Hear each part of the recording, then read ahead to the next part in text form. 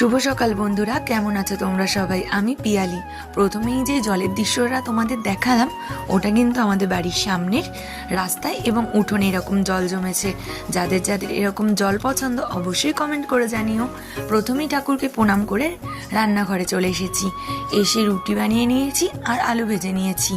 বিভানের বাবাকে টিফিন দিয়ে দেব, আর আমরাও সকালে রুটি আর আলু ভাজাই খেয়ে নেব। এরপরে আস্তে আস্তে দুপুরের রান্নার জন্য জোগাড় করছি। প্রথমেই কিছুটা কাঁকরোল কেটে নিই। কাঁকরোলগুলো অনেকদিন ধরে ফ্রিজে পড়ে থাকায় একটু শুকিয়ে মতো গেছিল, কিন্তু তাতে কোনো অসুবিধা হবে না। একটু কড়া করে ভাজলে বেশ ভালোই লাগবে।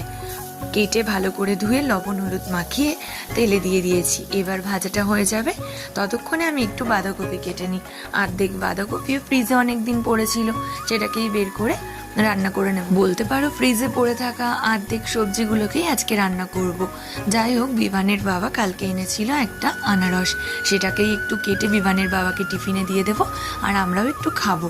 ওর বাবাকে কেটে গুছিয়ে দিলে আমাদেরও খাওয়ার কথা মনে থাকে, নইলে ওর বাবা বাড়ির থেকে চলে গেলে আমরা যে যার নিজের কাজে ব্যস্ত হয়ে পড়ি, আর এরকম গুছিয়ে খাবারও সময় হয় না। আগে তো আমি এরকম আনারস কাটতেই পারতাম না, এখন তাও মোটামুটি পারি। আমার এই একটাই সমস্যা, মনের মধ্যে খুঁতখুঁতানি থাকে। এই যে আনারসের গায়ে কালো কালো চোখগুলো রয়ে গেছে, এগুলোকে পুরো বাদ দিতে হবে, কিন্তু পুরো তো আর বাদ দেওয়া যায় না। আনারস কেটে গুছিয়ে দেওয়ার পরে এদিকে ইলিশ মাছের মাথা ভেজে নিচ্ছি। বাঁধাকপি দিয়ে আজকে ইলিশ মাছের মাথা দিয়ে করব। আর নিজেও একটু খেয়ে দেখলাম আনারসটা বেশ মিষ্টি। আর বাঁধাকপি এদিকে বসিয়ে দিয়েছি, আর কয়েক পিস মাছ ভেজে নিচ্ছি। একটু ঝোল করব কালো জিরে ফোড়ন দিয়ে, কোনো মশলা ছাড়া। বিয়ের আগে তো আমি একদম ইলিশ মাছ খেতাম না, আর বিয়ের পরেও খেতাম না। এই বলতে পারো 1-2 বছর হয়েছে খাওয়া শুরু করেছি। আর ইলিশ মাছের তরকারিতে কিন্তু কোনো রকম মশলা না দিলেও বেশ ভালোই টেস্ট হয়। এদিকে বাঁধাকপিও হয়ে গেছে, মাছের ঝোলও হয়ে গেছে।